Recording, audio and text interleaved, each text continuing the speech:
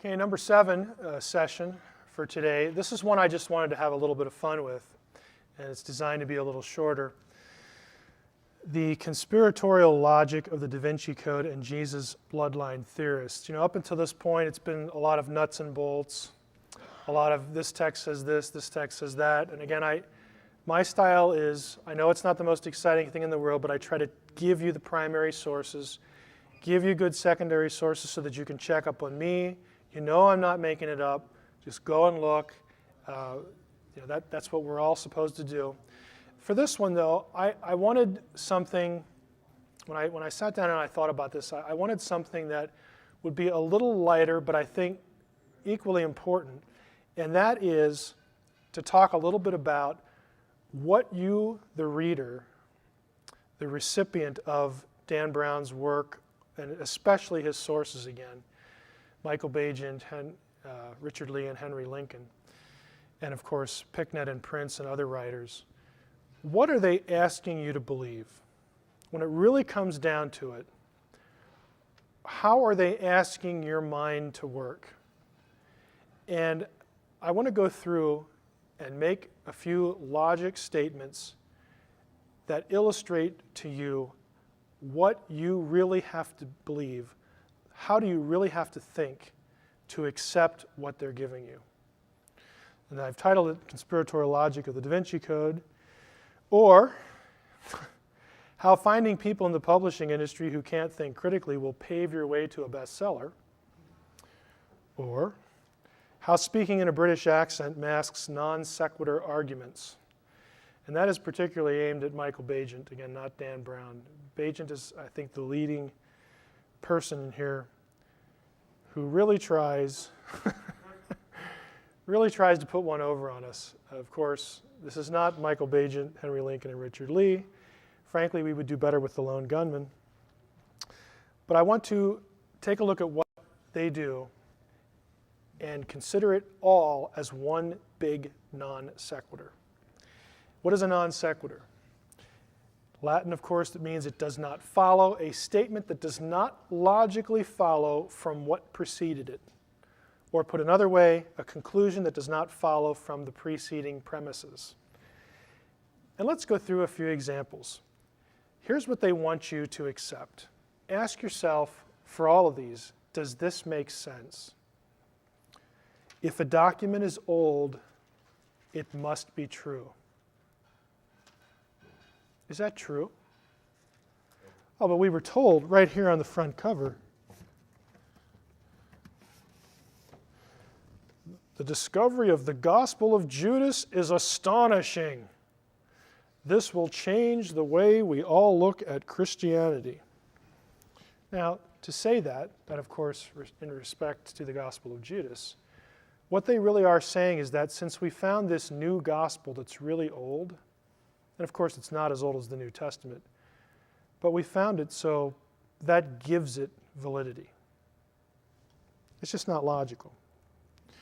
If a newly discovered document disagrees with previously known documents, it must be true. Does that make any sense? This is what they're saying, though.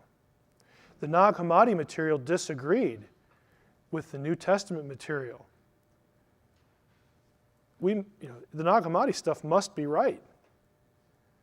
It contains the truth. It contains the unaltered story. What they're really saying when they say that is this. If a newly discovered document disagrees with the ones we know before, must be true.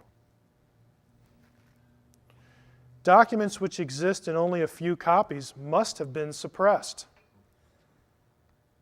Well, there aren't many of these Nag Hammadi Gospels, or there's only one of the Gospel of Judas, or it took us this long to find it. That's proof that the evil Orthodox Church must have been suppressing and destroying all these other ones. Does that make any sense? Must that necessarily and logically follow? No, it is a non sequitur. By the way, exploring that logic, Herodotus, the history, Thucydides, look how many copies. 8, 7. Here we get down to 1 partial, 19 for Livy, 20 for Tacitus, Pliny, 7. This is an old figure now. The New Testament's pushing 6,000 now. But the point, of course, is that there's no evidence that if something like Plato only exists in 7 copies, that anyone was out there destroying the other ones. It's a non sequitur. It does not follow. It is not coherent thinking. If document A and document B are about the same person, the document farthest removed from that person's time must be true. Well, the New Testament Gospels and the Nag Hammadi Gospels are about Jesus, and the Nag Hammadi Gospels are older, but those are the ones that are true. Again, does it make any sense? Does it necessarily follow? No. What I'm trying to do here is I'm trying to reduce their claims to just simple propositions, that you can see the illogic and the muddled thinking that must be embraced to think this way, the way they want you to think. If the content of a document about a religious issue is controversial, it must be true. The Gospel of Judas will change everything. They're implying, of course, that that's the real one. Why? Because, well, it doesn't say what all the other ones say, and it's really controversial. That must be the truth. It must have just been suppressed. Come on. The opinion of the majority in a religious issue must be wrong and must have been arrived at in a power struggle. I mean, it's just inconceivable that a lot of people, the majority, could have actually agreed peaceably. And that's how the majority formed. Why is that inconceivable? Again, if you accept the conspiratorial thinking, this is what you're asked to affirm.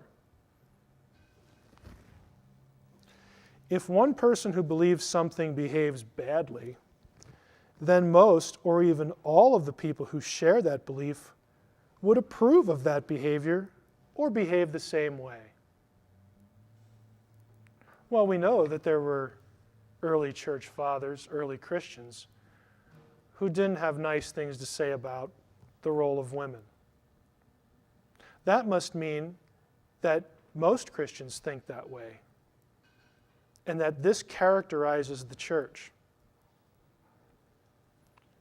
That must mean that Gnosticism, is just the way to go, because they had so much of a more enlightened view. Just because one person thinks one thing and that one person is a member of a group does not mean that everyone else in the group thinks the same thing. How simple and elementary can it be? But this is what you're asked to believe. You're asked to swallow this. A person or group of persons who behave badly can't be correct, especially when it comes to religious truth. So what we're saying here is that we can judge the veracity of an idea by virtue of the way a person behaves. Is that necessarily true? No. He or she could just be a dork. But the dork might actually be right on whatever given issue it is. Okay? We all know dorky people who get things right. You and I might be among them. I can speak with authority on this one. Anyone who opposes an idea has an axe to grind. There can't be any substance to what he or she is saying. So, if I object to the idea, let's say, that the Nag Hammadi Gospels are unaltered truth, if I object to that, I must have an axe to grind. I really can't be saying that because of historical records and circumstances. Surely, the majority view, the Orthodox Christians, surely they had an axe to grind, and that's why things turned out the way they did.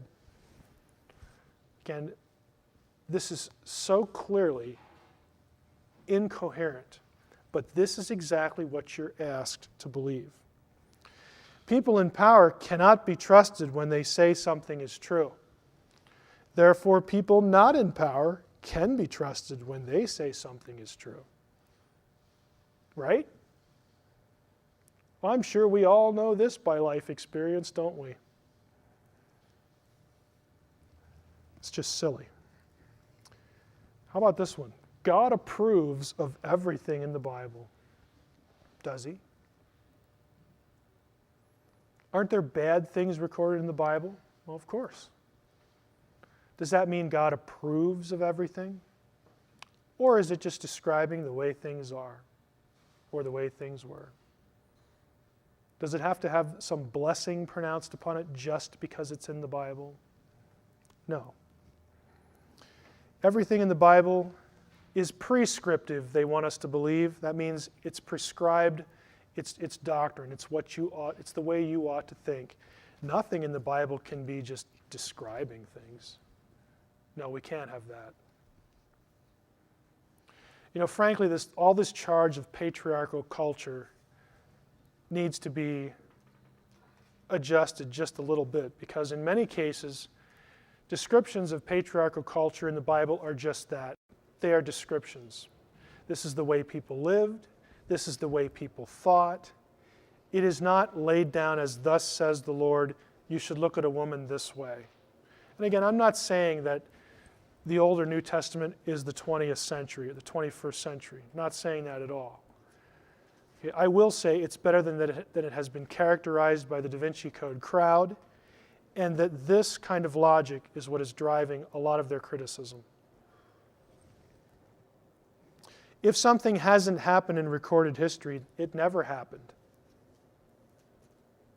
Put the resurrection in this one. Well, you know, the only place that's written about is the New Testament. We're not going to count that. So since we're not going to count that, there's no record of anything else like that, so it must never have happened. Well, thanks. You've just claimed omniscience. You know, I wish I was omniscient. Data and evidence are the same thing. See, data is something like the Gospel of Philip, this reference to Jesus kissing, whatever he kissed. That's a data point. That's a thing which exists that we need to study and think about. It's not evidence of any particular thing yet. That's why we have to think about it. It's just data, all right? Evidence and proof are the same thing, are they? Ask a lawyer. Evidence just is. It can be a physical object, it can be a statement, it can be an event. It doesn't constitute proof of anything. Evidence has to be put in context, and hopefully lots of data points and lots of evidence are put into the same context so that a picture emerges, so that we can draw a conclusion that is quote-unquote beyond a reasonable doubt, which means to draw any other conclusion, you'd look kind of stupid. Right? That's all that means. But evidence and data and proof are not the same things.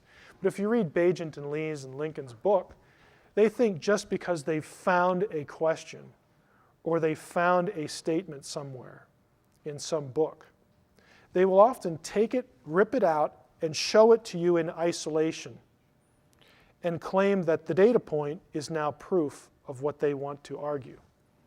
Meanwhile, they've excluded a whole lot of other data points that would give this one context.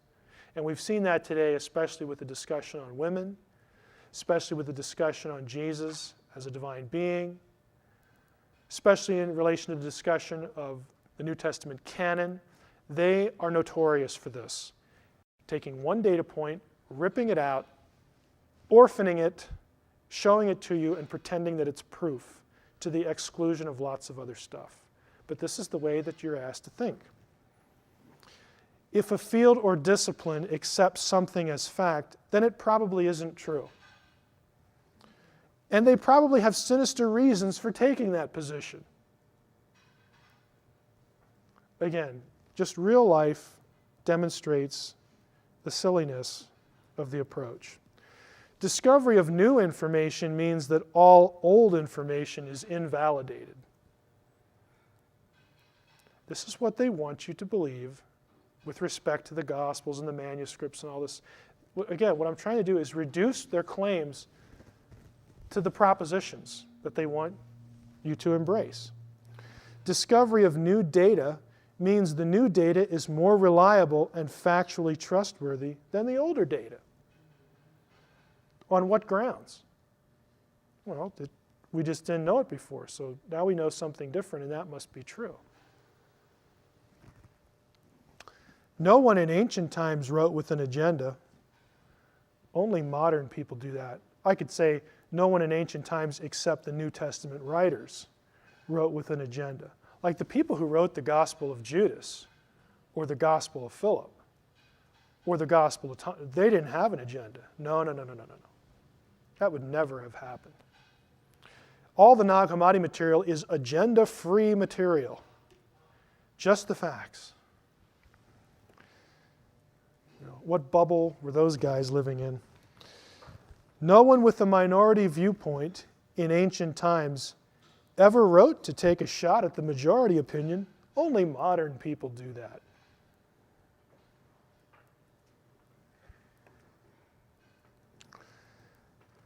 Just a few quotes here that, again, to me summarize the whole situation. Like I said, I wanted to have a little fun with this one.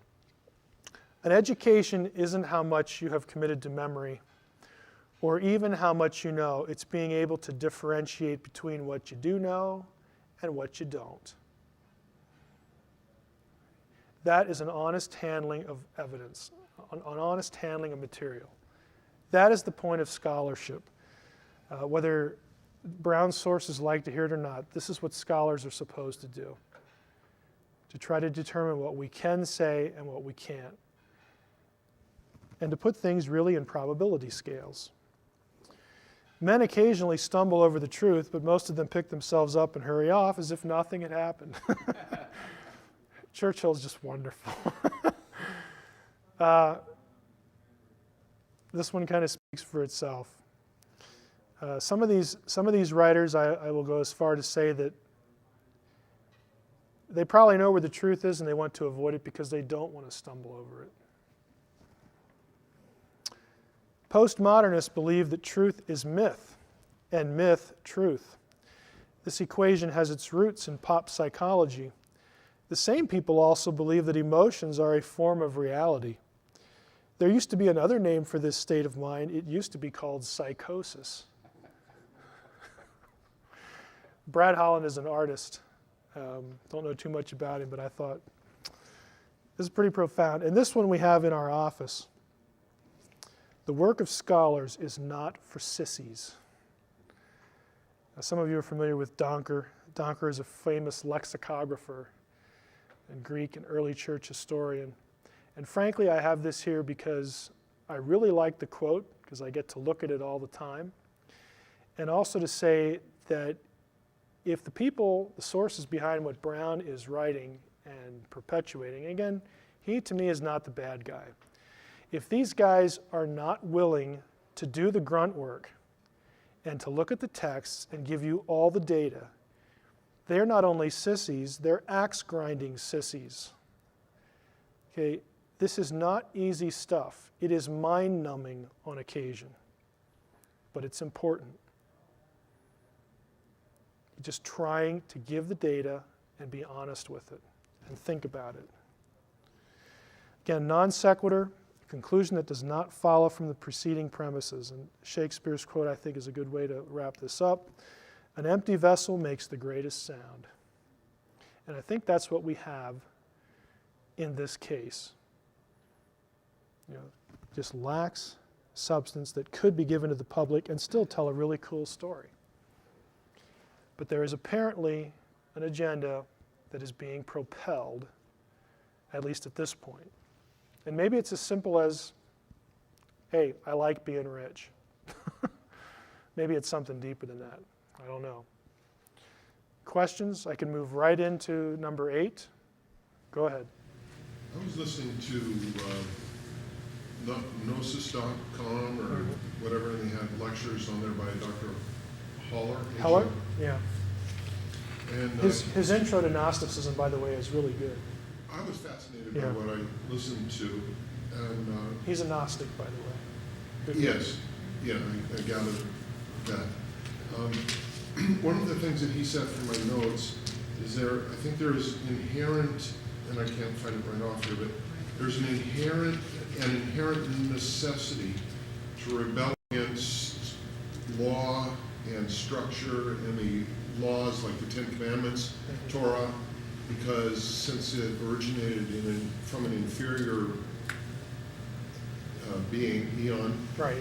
that it is necessary for us to rebel against it because it is a means of repressing us. And that rebellion, if I have the right word, seems really to permeate all of the logic, it reminds me of the 70s when all the institution was bad.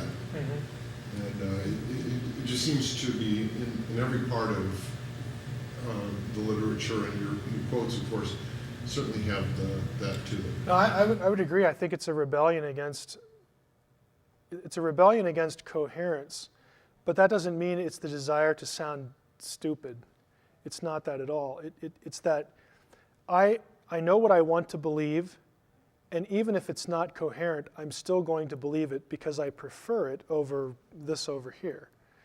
And who knows why people make such choices? I mean, I'm willing to think that a lot of it, maybe is the church's fault.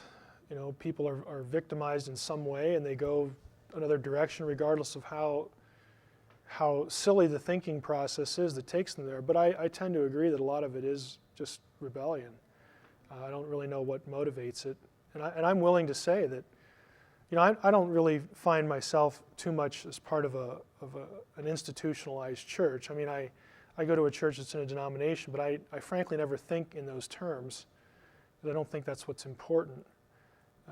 I'm not here to perpetuate the livelihood of a particular denomination. But that being said, there is this sense of not wanting any sort of check and balance on thinking, and I don't know what else you'd call that. That's the whole issue. They don't want any constraint.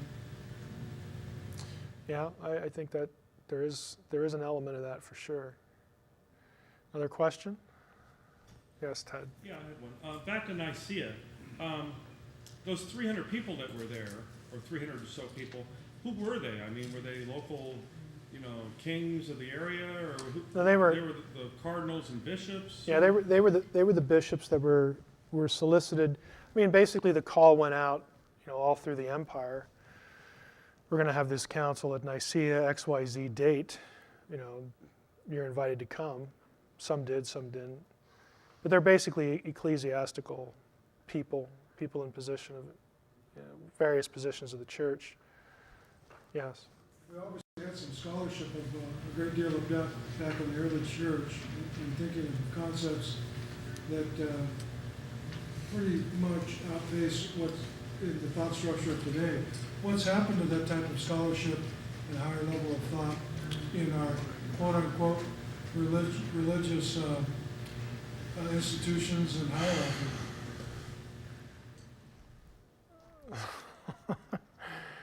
Yeah, I'm having one of these moments of what I should say and what I want to say.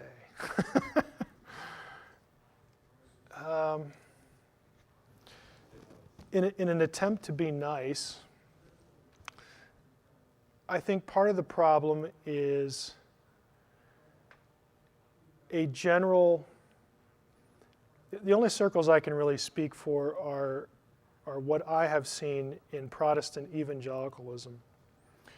And I think that because of, for historical reasons, namely the late 19th century on, when you had the rise of Darwinism, and Darwinism as a school of thought permeated the institutions of higher learning and created what became known as the fundamentalist controversies and debates of the early 20th century,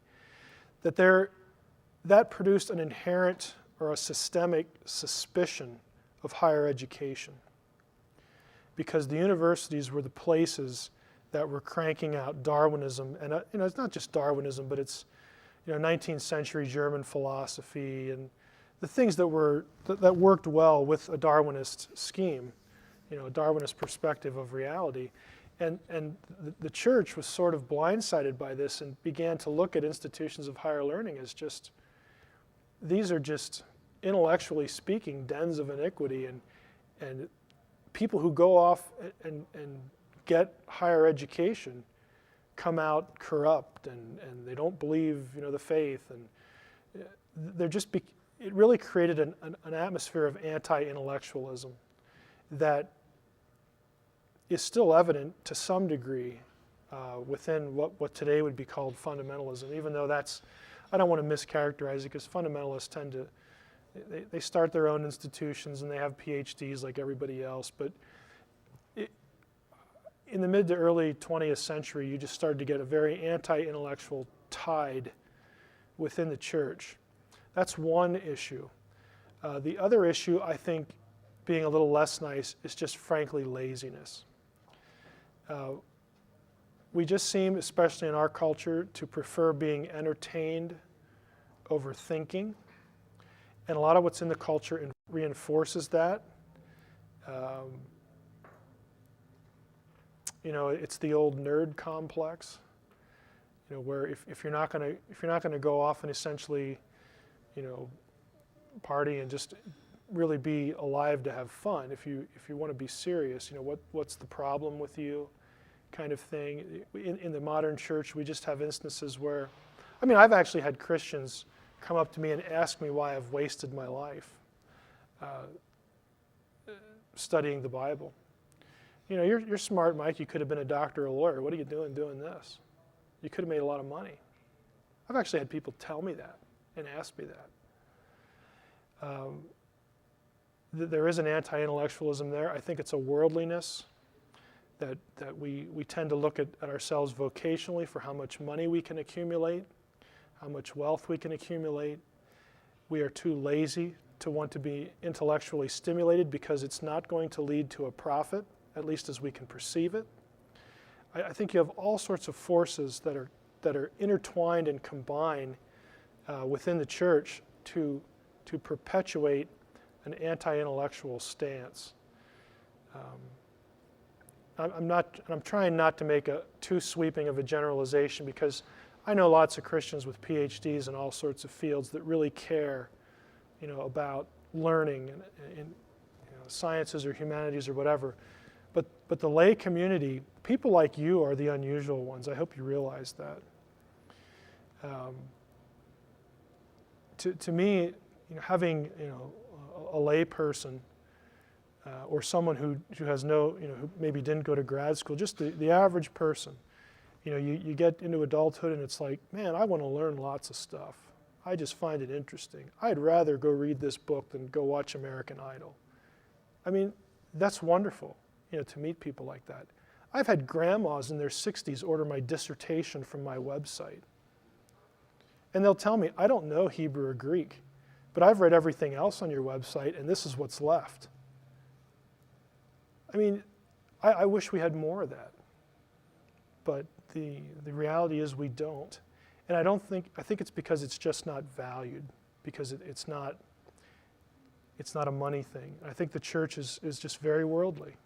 I don't know any other way to say it. I think it's misplaced priorities. I think churches should make their pastors be theologians and hire theologians on staff. That's the way it used to be. Theologians aren't exciting, but the church rises or falls on their backs. Speaking outside of Providence now. But it's because of guys like Athanasius, who attended the Council of Nicaea as a lowly secretary, that we have the Nicene Creed. Because he saw through the issues very clearly and articulated, said what needed to be said, because he had the intellectual bandwidth to do it. He wasn't alone by any means. I know, having read quite a bit of the early church fathers' writings, just in reading. They're amazing guys. Oh, the thought process is like, whoa.